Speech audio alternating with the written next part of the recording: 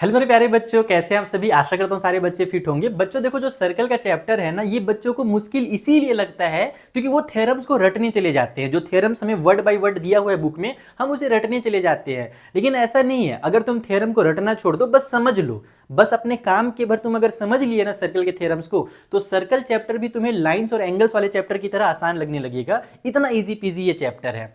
तो मैं आज के वीडियो में तुम लोगों को डिटेल में सर्कल चैप्टर के जितने भी हमारे थ्योरम्स हैं, मैं बिना लिखे, मैं तुम लोगों को लिख करके रटवाने नहीं आया हूं। मैं बिना लिखे तुम लोगों को बस डायरेक्ट समझाऊंगा कि कौन कौन सा थ्योरम है, थ्योरम का मतलब क्या है, हम उसे यूज कैसे करने वाले हैं क्वेश्चंस में यूज कैसे करेंगे ये जानने के लिए तुम लोग आर एस अग्रवाल की जो मेरी सीरीज चल रही है इस वाले चैनल पे ना, वो फॉलो कर सकते हो। हम लोग सर्कल चैप्टर ही स्टार्ट करने वाले हैं और लगभग सर्कल चैप्टर के हम लोग पूरे आर एस अग्रवाल क्लास 9 के बुक से 60 to 70 क्वेश्चंस की प्रैक्टिस करेंगे, जिससे तुम्हारा सर्कल ताबड़तोड़ स्ट्रांग हो जाएगा। बच्चों की तरह तुम सर्कल चैप्टर को एकदम हलवा बना करके खा जाओगे। तो चलो शुरू करते हैं। सर्कल चैप्टर का जो पहला थ्योरम है, तुम लोग बस डायग्राम को देखना। जो पहला जो डायग्राम है, बस देखो, डायग्राम देख करके तुम्हें समझ में आ जाएगा। अगली बार से जब तुम क्वेश्चन सॉल्व करने जाओगे या तुम अगली बार से जब किसी भी थ्योरम के बारे में तुम देखोगे ना, तो बस डायग्राम देख करके समझ में आ जाएगा कि वहां पर कौन से थ्योरम की बात की जा रही है। तो सर्कल चैप्टर का जो पहला थ्योरम है ना, वो ये कहता है कि अगर हमारे पास किसी भी सर्कल में दो इक्वल कॉर्ड्स हो, क्या हो भाई, इक्वल कॉर्ड्स। कॉर्ड्स का मतलब क्या होता है सर? कॉर्ड्स की स्पेलिंग होती है CHORDS। तो इस कॉर्ड्स का मतलब क्या होता है? कॉर्ड का मतलब होता है बेटा कि सर्कल अगर तुम्हारे पास है ना, तो सर्कल में कहीं से भी तुम कहीं तक एक लाइन ड्रॉ कर दो, उसको कॉर्ड कहते हैं। तो सर्कल के अंदर अगर हमारे पास दो इक्वल कॉर्ड्स हैं, जैसे ये ब्लू कलर का जो लाइन है उसका नाम मैं AB रख देता हूं, और इधर जो हमारा ये वाला ब्लू कलर का लाइन है इसको मैं CD रख देता हूं। ये CD भी एक कॉर्ड है, सर्कल को देखो टच कर रहा है। AB एक हमारा कॉर्ड है, ये भी सर्कल को टच कर रहा है। तो जो कॉर्ड्स है, जब ये सर्कल के अगर इक्वल कॉर्ड्स हैं, तो इनका यूज करके तुम जब सर्कल के सेंटर में एंगल बनाओगे, सेंटर में एंगल बनाने का मतलब कि जैसे ये रहा हमारा सेंटर, मुझे यहां पर एंगल बनाना है AB का यूज करके, तो मैं क्या करूंगा, A से एक लाइन बनाऊंगा सेंटर तक और B से एक लाइन बनाऊंगा सेंटर तक, तो सर्कल के सेंटर में एंगल बन गया। और वैसे इधर वाले कॉर्ड का भी यूज करके मैंने सर्कल के सेंटर में एंगल बना दिया। तो जब हम सर्कल के सेंटर में एंगल बनाते हैं इक्वल कॉर्ड्स का यूज करके, तो वो एंगल्स भी आपस में इक्वल होते हैं। मान लो ये वाला एंगल अगर 60 डिग्री का दिया गया है क्वेश्चन में तुम्हें, ये एंगल 60 डिग्री का है, तो ये वाला भी 60 डिग्री का हो जाएगा। ये है तुम्हारा पहला थ्योरम। बस इतना ही से काम करना है। सोचो तुम लोग रटने जाते हो तो कितना मुश्किल लगता है। तुम फिलहाल बस डायग्राम देखो और समझते जाओ कि सर्कल के थ्योरम्स क्या कहते हैं। तो पहला थ्योरम मैंने बताया कि अगर हमारे कॉर्ड्स इक्वल हैं और कॉर्ड्स का यूज करके सर्कल के सेंटर में एंगल बनाया जा रहा है, तो एंगल्स भी आपस में इक्वल होते हैं। पहला थ्योरम खत्म हो गया। जो दूसरा थ्योरम है, अगर तुमने पहला वाला समझ लिया है तो दूसरा वाला ऑटोमेटिकली समझ में आ जाएगा, क्योंकि ये बस उसका उल्टा ही है। जो दूसरा वाला थ्योरम है ना तुम्हारा, वो पहले वाले का जस्ट इनवर्स है, उल्टा है। इस वाले में क्या कहा गया है कि अगर हमने सर्कल के सेंटर में एंगल बनाया कॉर्ड्स का यूज करके और वो एंगल हमारे इक्वल बन गए, हमने क्या किया, सर्कल के सेंटर में दो एंगल बनाए दो अलग अलग कॉर्ड का यूज करके, और अगर एंगल आपस में इक्वल बन गया, जैसे ये हमारा एंगल नंबर 1 है, ये एंगल नंबर 2 है, और एंगल 1 और एंगल 2 हमारे कैसे एंगल हैं, दोनों आपस में इक्वल एंगल हैं। अगर ये कंडीशन हो गया तो इसका मतलब ये है कि कॉर्ड्स आपस में इक्वल ही होंगे, क्योंकि सर्कल के सेंटर में इक्वल एंगल तभी बनता है जब कॉर्ड्स इक्वल होते हैं। तो पहले वाले में कहा गया था कि अगर कॉर्ड्स इक्वल हैं तो सेंटर के एंगल्स इक्वल होंगे। दूसरे वाले में कहा गया है कि अगर सेंटर के एंगल्स इक्वल हैं तो जिन कॉर्ड्स के द्वारा वो एंगल बने हैं ना, वो कॉर्ड्स भी हमारे इक्वल होंगे। इजी लग रहा है? अगर लग रहा है तो कमेंट करके मुझे जरूर बताना, ताकि मैं इसी तरीके से और भी जो बेसिक कॉन्सेप्ट्स है ना, वो तुम लोगों को डिटेल में समझा सकूं वीडियो बना बना करके। अगर तुम लोग कमेंट करोगे कि हाँ सर और भी टॉपिक्स को समझा दो, तो मैं और टॉपिक्स को समझा दूंगा इसी तरीके से। चलो एक नया हम लोग यहाँ पर कॉन्सेप्ट समझते हैं, एक नया थ्योरम समझते हैं, जो 3rd नंबर का थ्योरम है। इस थ्योरम में क्या कहा गया है कि अगर हमारे पास सर्कल में एक कॉर्ड हो, इस वाले लाइन पे ध्यान मत देना, ये जो मैंने लाइन बनाया हुआ है ना, ये वाला जो लाइन मैंने बनाया है इस पे फोकस मत करना, ये ब्लू वाली लाइन पे करना। मैं दोबारा से ब्लू वाला लाइन बना देता हूँ। ये देखो, ये ब्लू कलर का लाइन गया यहां पर, ये क्या है, एक कॉर्ड है, ये सर्कल का एक कॉर्ड है, सर्कल में एक जगह से दूसरे जगह पर टच कर रहा है। तो अगर तुमने सर्कल के सेंटर से एक ऐसी लाइन ड्रॉ कर दी, तुमने क्या किया, सर्कल के सेंटर से, ये सेंटर है, यहां से एक ऐसा लाइन ड्रॉ कर दिया जो परपेंडिकुलर है इस कॉर्ड के ऊपर। परपेंडिकुलर का मतलब जो एकदम 90 डिग्री का एंगल बना रहा है कॉर्ड के साथ। तुमने सर्कल के सेंटर से ऐसा लाइन ड्रॉ कर दिया, तो ये जो लाइन है ना, ये कॉर्ड को बीचों बीच से कट कर देता है। बाइसेक्ट कर देता है दो बराबर पार्ट में। अगर हमारे कॉर्ड में, जैसे ये हमारा एक कॉर्ड है और हमने सर्कल के सेंटर से एक परपेंडिकुलर लाइन ड्रॉ कर दिया, तो वो कॉर्ड सर्कल के जो सर्कल के सेंटर से जो लाइन है वो उस कॉर्ड को बाइसेक्ट कर देगा। इसको ऐसे समझ लो, बाइसेक्ट मतलब दो बराबर पार्ट में डिवाइड कर देगा। मान लो यहां से यहां तक ए बी है और इस वाले पॉइंट का नाम क्या है भैया, मान ले पी रख लेते हैं इस पॉइंट का नाम। तो हमारा जो एपी होगा ना वो इक्वल हो जाएगा बीपी के। ये हमारा सर्कल का थर्ड थ्योरम है। बस इतनी ही सा है कि किसी भी कॉर्ड को अगर सर्कल के सेंटर से एक परपेंडिकुलर लाइन बना दिया जाए उसके ऊपर, तो कॉर्ड बीचों बीच से कट हो जाता है, बेचारा बाइसेक्ट हो जाता है, उसके दो टुकड़े हो जाते हैं इक्वल इक्वल। और इसके बाद वाला जो थ्योरम है जस्ट इसका अपोजिट है। इसके बाद वाला थ्योरम कोई खतरनाक नहीं है, जस्ट इसका अपोजिट है। इसमें क्या कहा गया है ना कि अगर हमने सर्कल के सेंटर से एक ऐसी लाइन ड्रॉ कर दी जो सर्कल के कॉर्ड को बाइसेक्ट कर दे रहा है, इसमें 90 डिग्री का बात अभी नहीं किया गया ना, ध्यान रखना। पिछले वाले में क्या बोला गया था कि हमने एक लाइन बनाया है जो 90 डिग्री का लाइन बनाया है, तभी कॉर्ड बाइसेक्ट होगा, ऐसे कहा गया था थर्ड वाले में। फोर्थ वाले में क्या कहा गया है कि अगर हमने एक लाइन ड्रॉ की जिसने कॉर्ड को बाइसेक्ट कर दिया, तो इसका मतलब वो लाइन परपेंडिकुलर लाइन होगी। पिछले वाले में और इसमें बस इतना ही सा फर्क है, पिछले वाले में पहले से ही परपेंडिकुलर वर्ड यूज किया गया है कि अगर हमने एक परपेंडिकुलर लाइन बनाया तो कॉर्ड बाइसेक्ट हो जाएगा। यानी कि अगर क्वेश्चन में हमें यह बता दिया गया है कि लाइन परपेंडिकुलर है तो हम कॉर्ड को बाइसेक्ट ले लेंगे। और अगर हमें क्वेश्चन में यह बताया गया है कि जो कॉर्ड है बेचारे वो बाइसेक्ट हो गए हैं इस वाले लाइन की वजह से, तो समझ जाना कि ये लाइन हमारा परपेंडिकुलर होगा, यानी कि यहां पर 90 डिग्री की एंगल बनेगी। खत्म, फोर्थ वाला थ्योरम भी खत्म हो गया। फोर्थ सोच रहे हो, चार थ्योरम तुमने पढ़ लिया, और ये जो चार थ्योरम मैंने बताया है ना, इसमें से तुम्हें दो ही याद करनी है। अगर दो याद हो गया, पहला वाला और तीसरा वाला, तो दूसरा और चौथा ऑटोमेटिकली बन जाएगा, क्योंकि कन्वर्स ही तो है, कन्वर्स मतलब उल्टा होता है। तो ये चार थ्योरम हो गया। पांचवा वाला थ्योरम क्या कहता है भाई, मैं डायग्राम देख करके मुझे समझ में आ जाता है कि आखिर थ्योरम में क्या बताया गया है। तुम लोगों को लिखा हुआ जरूरत नहीं है, तुम भी डायग्राम देख करके समझ सकते हो बस। तो यहां पर हमसे ना इस वाले थ्योरम में क्या कहा जाता है कि मान लो तुम्हारे पास सर्कल में दो इक्वल कॉर्ड्स दिए हुए हो। जैसे पहले वाले थ्योरम में दो इक्वल कॉर्ड दिए हुए थे ना, तो सर्कल के सेंटर में इक्वल एंगल बन रहा था। उसी तरीके से अगर तुम्हारे पास सर्कल में दो इक्वल कॉर्ड्स दिए हुए हैं, तो उन कॉर्ड्स का यूज करके अगर हम लोग उनका डिस्टेंस निकाले सर्कल के सेंटर से, जैसे यहां पर हमारा सर्कल का सेंटर है, ये क्या है, ये सर्कल का सेंटर है, तो सेंटर से एकदम सीधी लाइन बनाएंगे तो क्या होगा, वो हमारा डिस्टेंस कहलाएगा। तो ये वाली लाइन और ये वाली लाइन जो डिस्टेंस को रिप्रेजेंट कर रही है, ये दोनों लाइन आपस में इक्वल हो जाएंगे। ये कहता है हमारा फोर्थ हुआ नहीं, फिफ्थ हो गया यार, तो हम फिफ्थ में पहुंच गए। बताओ वाला फिफ्थ नंबर का थ्योरम ये कहता है। फिर से समझो क्या कहता है फिफ्थ थ्योरम, कि अगर हमारे पास दो इक्वल कॉर्ड्स हैं तो सर्कल के सेंटर से उनकी जो दूरी होगी वो भी इक्वल होगी। यानी कि ये जो ग्रीन कलर का लाइन है, ये सर्कल के सेंटर से इस वाले कॉर्ड की डिस्टेंस है, और ये जो रेड कलर वाला लाइन है, ये सर्कल के सेंटर से इस वाले कॉर्ड के बीच का डिस्टेंस है। और अगर कॉर्ड्स इक्वल हैं तो ये वाला डिस्टेंस और ये वाला डिस्टेंस आपस में इक्वल होगा। फिफ्थ नंबर का थ्योरम भी हो गया यहाँ पर स्वाहा, यानी कि उसका भी खेल खत्म हो गया। अगले नंबर के पास चलते हैं, सिक्स्थ वाला थ्योरम, जो कि फिफ्थ वाले का ही जस्ट अपोजिट है। इसमें क्या कहा गया है कि अगर सर्कल में दो कॉर्ड्स दिए गए हों और उनका डिस्टेंस जब हम निकालते हैं सर्कल के सेंटर से, और अगर डिस्टेंस इक्वल हो जा रहा है, तो समझ जाना कि कॉर्ड्स भी आपस में इक्वल होंगे।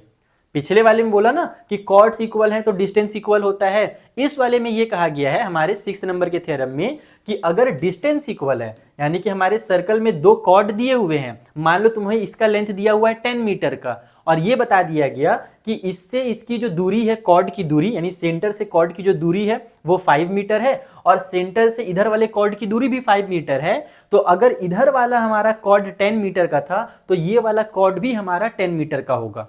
यानी कि सर्कल के सेंटर से अगर दो कॉर्ड्स का डिस्टेंस बराबर है, तो वो दोनों कॉर्ड्स भी आपस में बराबर होंगे, इक्वल होंगे। ये हमारे सिक्स्थ नंबर का थ्योरम है। आगे बढ़ा जाए, सेवंथ नंबर के थ्योरम को देखो, उसमें क्या कहा गया है। सेवंथ वाले में ये कहा गया बेटा कि आर्क से बना हुआ जो एंगल होता है ना, उससे चीजों को कनेक्ट किया गया है। समझाता हूं, टेंशन ना लो, आर्क एक नया वर्ड यहां पर मैं यूज कर रहा हूं ना, तो इसको भी समझा देता हूं। तुमने जैसे कॉर्ड को समझा वैसे ही आर्क को भी समझ जाओगे। देखो, ये हमारा सर्कल है, मान लो तुम सर्कल में यहाँ पर खड़े हो और यहाँ से तुमने दौड़ लगाना शुरू किया और तुम यहाँ तक पहुंच गए। तो यहाँ से यहाँ तक जब तुम पहुंचे, तो जो तुम डिस्टेंस ये वाला कवर करोगे ना, ये सर्कल के साइड में सरकमफ्रेंस वाले पार्ट में, इसको ही आर्क कहा जाता है। ये एक आर्क है। यहाँ पर इधर भी आर्क है, बहुत सारे आर्क हमारे सर्कल में हो सकते हैं। कोई भी दो पॉइंट के बीच का डिस्टेंस, डिस्टेंस नहीं बोलेंगे, डिस्टेंस तो ऐसे सीधा सीधा लाइन हो जाता है, डिस्टेंस नहीं बोलेंगे, ये आर्क वाला डिस्टेंस जो कि सर्कमफ्रेंस में बनता है, इसे कहा जाता है आर्क। ठीक, अब क्या कहा गया इस वाले थ्योरम के अंदर, सेवंथ वाले थ्योरम के अंदर, कि अगर आपने इस आर्क का यूज करके सर्कल के सेंटर में एंगल बना दिया, जैसे कि ये वाले को मिलाया और इसको मिलाया, तो सर्कल के सेंटर में एंगल बन गया। ये एंगल कैसे बना है? आर्क का यूज करके बना है। और अब आपका मन कर रहा है कि इसी आर्क का यूज करके सर्कल में किसी दूसरे जगह पर एंगल बना देते हैं। जैसे मान लो इस वाले पॉइंट पर एंगल बना देते हैं, अपनी मर्जी से तुम कहीं पर भी बना सकते हो, तो मैं वहां पर बना दे रहा हूं। इस पॉइंट का यूज करके यहां लेकर गया और इस वाले पॉइंट का यूज करके मैं इसको वापस ले गया, तो ये दोनों जो मेरे एंगल बने हैं ना, ये वाला एंगल और ये वाला एंगल, इन दोनों एंगल के बीच में कनेक्शन बन जाता है। क्या कनेक्शन बन जाता है? जो सेंटर वाला एंगल होता है वो इसका हमेशा डबल होता है। जैसे कि अगर मान लो ये वाला एंगल 50 का दिया हुआ है, तो सेंटर वाला एंगल 100 का ही होगा हमेशा। अगर दोनों एंगल सेम आर्क से बने हुए हैं, एक एंगल सर्कल के सेंटर में बना है और एक एंगल सर्कल में किसी दूसरे जगह पर सर्कल के सर्कमफ्रेंस वाली लाइन पर बना हुआ है, तो इसका मतलब इन दोनों एंगल के बीच कनेक्शन होगा। और क्या कनेक्शन होगा? कि जो सेंटर वाला एंगल है वो इस वाले एंगल का जस्ट डबल हो जाएगा। और उसी तरीके से यहां पर भी मैंने डायग्राम बनाया था कि भैया अगर हमारे पास ये आर्क है, इसका यूज करके हमने सर्कल के सेंटर में एंगल बनाया और इसी आर्क का यूज करके हमने सर्कल में दूसरे जगह पर एंगल बनाया, तो अगर ये 20 का है तो ये वाला एंगल 40 डिग्री का होगा। कितना इजी पीजी है यार, सर्कल के जो थ्योरम से बहुत इजी है बच्चों। बस तुम लोग आरएस वाली जो मेरी सीरीज चल रही है उसमें क्वेश्चंस की प्रैक्टिस करने आ जाना। थ्योरम तुम लोगों को इस वीडियो से पूरा समझ में आ जाएगा, फिर क्वेश्चंस कैसे सॉल्व करना है वो हम लोग क्वेश्चन की प्रैक्टिस में सीखेंगे डिटेल में। तो ये हो गया तुम्हारे पास एक और थ्योरम, 7th नंबर का थ्योरम हो गया। 8th नंबर का थ्योरम जो है वो सेम सेगमेंट वाला थ्योरम है। अब तुम लोगों को एक नया वर्ड सुनने को मिलेगा, सेगमेंट। ये सेगमेंट क्या होता है सर? सेगमेंट, सेगमेंट जो बोलते हैं, ये होता क्या है? तो देखो, तुम लोग पार्ले जी बिस्किट नहीं, मैरी गोल्ड बिस्किट का एग्जांपल लेता हूं, हमेशा पार्ले जी बिस्किट का एग्जांपल देता हूं, आज मैरी गोल्ड खा लो। तो अगर हमारे पास सर्कल के शेप में कोई बिस्किट है, उसको हमने तोड़ा, मान लो मैंने यहां से तोड़ दिया, इधर वाले को अपने भाई को दे दिया, इधर वाले को मैं खा गया, बड़ा वाला मैं खा लिया, छोटे वाले मैंने भाई को दे दिए, तो होगा क्या इससे कि ये जो नीचे वाला पार्ट तुम्हें दिख रहा है ना, ये भी एक सेगमेंट कहलाएगा और ये जो ऊपर वाला पार्ट है ये भी एक सेगमेंट कहलाएगा। तो अगर हम लोग सर्कल के सेगमेंट में एंगल बनाते हैं, यानी कि सेम सेगमेंट में एंगल, जैसे ये देखो, ये जो ब्लैक वाली लाइन है ये सर्कल को दो पार्ट में बांट रही है, एक नीचे और एक ऊपर। तो ऊपर वाले पार्ट में मैंने क्या किया, दो एंगल बनाए हैं इसी सेगमेंट का यूज करके। ये वाले पॉइंट से मैं यहां पर गया, इस वाले पॉइंट से मैं यहां पर गया, तो ये रेड वाला एंगल बना। और उसी तरीके से इन दोनों पॉइंट से मैंने ब्लू कलर की लाइन बना करके यहां पर एंगल बनाया है, और ये दोनों एंगल कहां पर है? सर्कल के सेम सेगमेंट में है, ऊपर वाले पार्ट में है। तो यहां पर जो दोनों एंगल्स होंगे वो इक्वल होंगे। अगर ये वाला एंगल मान लो हमारा 30 का दिया है, तो ये एंगल भी 30 डिग्री का प्रूव हो जाएगा ऑटोमेटिकली, तुम्हें कुछ प्रूफ करने की जरूरत नहीं है, बस ये थ्योरम वहां पर लिखना पड़ेगा। तो ये हो गया हमारे पास 8th नंबर का थ्योरम कि अगर सर्कल में सेम सेगमेंट में एंगल बने हुए हैं तो वो एंगल्स आपस में इक्वल होते हैं। अब इजी पीजी दो थ्योरम और बचे हुए हैं, चलो उनको समझा देता हूं। एक तो हमारे पास ये वाला जो साइक्लिक क्वाड्रिलेटरल वाला थ्योरम है ना, ये बहुत ईजी है। क्या होता है ना बच्चों कि सर्कल के अंदर अगर तुमने, सर्कल के पेट के अंदर अगर तुमने एक क्वाड्रिलेटरल बना दिया, कैसा भी क्वाड्रिलेटरल बनाओ, रेक्टेंगल की तरह, स्क्वायर की तरह, पैरेललोग्राम की तरह, कैसा भी खराब सा क्वाड्रिलेटरल जैसे मैंने बनाया है, किसी भी टाइप का क्वाड्रिलेटरल बना दो तुम, अगर वो सर्कल के अंदर बना है, यानी कि क्वाड्रिलेटरल के कॉर्नर, अगर क्वाड्रिलेटरल के कॉर्नर अगर सर्कल को टच कर रहे हैं ना, तो ऐसे क्वाड्रिलेटरल का एक स्पेशल नाम होता है। क्या नाम होता है? Cyclic quadrilateral. ऐसे हम लोग क्वाड्रिलेटरल को साइक्लिक क्वाड्रिलेटरल कहते हैं। ठीक है, ये इतना बड़ा स्पेलिंग का है यार, क्वाड्रिलेटरल लिखते लिखते टाइम खत्म हो जाता है पूरा। तो समझो दोबारा से कि हमारे पास इस वाले साइक्लिक, इसको क्या बोलते हैं? साइक्लिक क्वाड्रिलेटरल बोलते हैं। और साइक्लिक क्वाड्रिलेटरल की एक खासियत होती है, यानी कि अगर तुम्हें एक साइक्लिक क्वाड्रिलेटरल दिया हुआ है तो तुम वहां पर ये लिख सकते हो कि अपोजिट एंगल का जो सम होगा ना वो हमेशा 180 डिग्री होगा। यानी इस वाले एंगल का और इस वाले एंगल का सम जो होता है साइक्लिक क्वाड्रिलेटरल में, अपोजिट वाले एंगल्स का सम वो हमेशा 180 डिग्री ही होता है। या ये वाला एंगल और ये वाले एंगल को भी प्लस कर सकते हो, ये भी हमारे अपोजिट एंगल्स हैं। अपोजिट मतलब आमने सामने वाले एंगल्स। तो साइक्लिक क्वाड्रिलेटरल के अपोजिट एंगल का सम हमारा 180 डिग्री होता है। ये तुम्हारा हो जाएगा 9th नंबर का शायद थ्योरम हो जाएगा। हमने 8th थ्योरम डिस्कस कर लिए थे, ये 9th नंबर का थ्योरम हो गया। जो 10th नंबर का थ्योरम है वो जस्ट इसका उल्टा है। 10th नंबर वाले थ्योरम में ये कहा गया है कि कोई भी क्वाड्रिलेटरल तुम्हारे पास दिया गया हो, साइक्लिक वहां पर नहीं बनाया गया है, सर्कल नहीं बनाया गया है, लेकिन उस क्वाड्रिलेटरल की अगर ये खासियत है कि उसका अपोजिट एंगल का सम 180 डिग्री है, तो तुम उस क्वाड्रिलेटरल को साइक्लिक क्वाड्रिलेटरल बोलोगे। अगर साइक्लिक क्वाड्रिलेटरल पहले से दिया है डायग्राम के थ्रू या क्वेश्चन में लिखा हुआ, तो हम वहां पर रूल यूज करेंगे अपोजिट एंगल का सम इक्वल टू 180 डिग्री। और अगर हमें पहले से यह बताया गया है कि अपोजिट एंगल का जो सम है वो 180 डिग्री है, तो फिर हम उस क्वाड्रिलेटरल का जो नाम है ना वो साइक्लिक क्वाड्रिलेटरल रख देंगे। ये हमारा 9.11 नाम से हमारा जो थ्योरम दिया हुआ है एनसीईआरटी के बुक में, यानी कि एक तरह से 11th नंबर का ये थ्योरम है। एक लास्ट बोनस थ्योरम भी है जो कि तुम लोगों के बहुत काम आएगा, क्वेश्चंस को इजी करने में काम आता है, सेमी सर्कल वाला थ्योरम। अब ये सेमी सर्कल वाला थ्योरम क्या है सर? सेमी सर्कल वाले थ्योरम में ये होता है बच्चों ना कि अगर हमारे पास सर्कल में हमने सेमी सर्कल वाले पार्ट में एंगल बना दिया, सेमी सर्कल का मतलब जैसे कि मान लो ये एक बिस्किट है, बिस्किट को तुमने बीचों बीच से तोड़ दिया एकदम बराबर बराबर दो पार्ट में, ये डायमीटर है सर्कल का, ये सेंटर है, सेंटर से जो लाइन जाती है उसे डायमीटर कहते हैं। और डायमीटर का क्या काम होता है? बीचों बीच से दो पार्ट में बांट देना।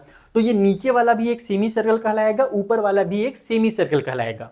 तो सेमी सर्कल के अंदर जब हम एंगल बनाते हैं ना, तो किसी भी पॉइंट पर बना दें वो एंगल हमारा हमेशा 90 डिग्री का होता है। जैसे एग्जांपल के लिए मैंने यहाँ पर बना रखा है, इस वाले पॉइंट से मैंने यहाँ पर एक लाइन ड्रॉ की और इस वाले पॉइंट से यहाँ पर ड्रॉ की, तो ये एंगल क्या है? एक सेमी सर्कल में बना हुआ एंगल है, तो ये एंगल 90 डिग्री का होगा। उसी तरीके से अगर तुम्हारा मन कर रहा है नहीं सर बीचों बीच में आपने बनाया है तो 90 डिग्री दिख रहा है, अगर मैं इस छोटे से कोने में अगर बनाऊंगा तो मेरा 90 डिग्री होगा क्या? बिल्कुल होगा बेटा। तू किसी भी जगह पर बना ले, तू सेमी सर्कल में एंगल बना ले, जैसे नीचे भी तो सेमी सर्कल है ना, तो मैं इस वाले पॉइंट को ले जाता हूं यहां पर और उसी तरीके से मैं इस वाले पॉइंट को ले आता हूं यहां पर, तो ये जो तुम्हारा एंगल बना है ना ये वाला एंगल, ये एंगल भी 90 डिग्री का ही होगा। ये है सेमी सर्कल वाले एंगल्स की खासियत, ये बहुत काम आता है क्वेश्चंस को इजी करने में। तो मुझे उम्मीद है कि इस वीडियो से तुम लोगों को अब सर्कल के थ्योरम का जो डर है ना वो खत्म हो गया होगा। जो खतरनाक से थ्योरम, पहले तो थ्योरम वर्ड ही खतरनाक लगता है बच्चों को, उसके बाद अंग्रेजी में ताबड़तोड़ यहाँ पर थ्योरम्स दिए हुए हैं हमारे बुक में, तो उसमें बच्चे और कंफ्यूज हो जाते हैं। तो इसीलिए मैंने कहीं पर कोई थ्योरम लिखा ही नहीं था, मैंने तुम लोगों को बस सीक्वेंस में टोटल आज 12 थ्योरम बताए हैं, जिसमें से आधे थ्योरम तो तुम्हारे क्या हो जाएंगे, कन्वर्स में ही खत्म हो जाएंगे। तो तुम्हें 6 से 7 थ्योरम याद करने हैं, समझना है बस, रटना भी नहीं है। और अपने लैंग्वेज में मान लो किसी जगह पर क्वेश्चन में तुम अगर थ्योरम का यूज कर रहे हो ना, तो वहां पर अपने लैंग्वेज में तुम्हें थ्योरम्स को लिखना रहता है। तो ये थ्योरम का बेसिक फंडा, बेसिक कॉन्सेप्ट। मुझे उम्मीद है कि तुम्हारा काम मैंने थोड़ा सा आसान किया होगा। अगर सच्ची में किया है आसान तो कमेंट करके मुझे जरूर बताना कि हाँ सर हमें अब इजी लग रहा है थ्योरम वगैरह समझना और हमें क्वेश्चन बनाने में बहुत आसानी हो रही है। कमेंट करके जरूर बताना ताकि मैं आगे की भी जो कॉन्सेप्ट्स हैं, चाहे वो वॉल्यूम एंड सरफेस एरिया का कॉन्सेप्ट हो या कोई भी चैप्टर का कॉन्सेप्ट हो, उसका इस तरीके से एक बेसिक सा इंट्रोडक्शन वीडियो बना दूंगा, जिससे तुम्हारा बहुत हेल्प हो जाएगा। और अगर लगता है कि नहीं सर आपने जो वीडियो बनाया फालतू टाइम वेस्ट कर दिया, तो वो भी मुझे बता देना ताकि मैं आगे से ऐसे फालतू के वीडियोस ना बनाऊं। मुझे आपका फीडबैक जरूर पसंद आता है, तो कमेंट करके बता देना। चलो मिलते हैं बच्चों अगले वीडियो में। Thank you so much for watching. और हमारा टेलीग्राम अगर ज्वाइन नहीं किया है तो डिस्क्रिप्शन में टेलीग्राम का लिंक भी गिवन है, जरूर ज्वाइन कर लेना। वहां पर तुम लोगों को ताबड़तोड़ नोट्स प्रोवाइड किए जाते हैं। ठीक है, thank you once again, bye bye.